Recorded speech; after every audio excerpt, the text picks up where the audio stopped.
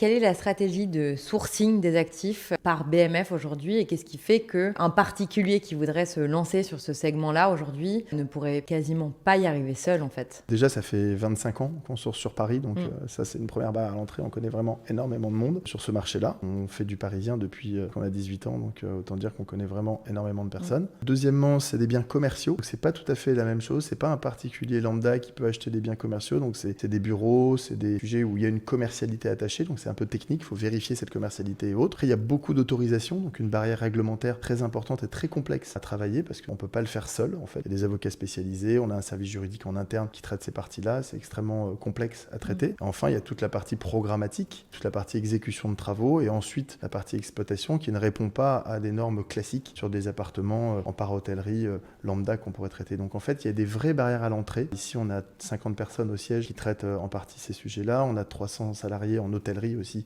plus classiques, qui ont une vraie expertise autour des codes de l'hôtellerie. Donc c'est impossible pour un particulier lambda de faire de la para-hôtellerie très haut de gamme en tant que telle, parce que les barrières à l'entrée sont importantes et elles sont de plus en plus importantes avec les lois dont on a parlé, la loi Le Meur et autres, qui sont extrêmement contraignantes.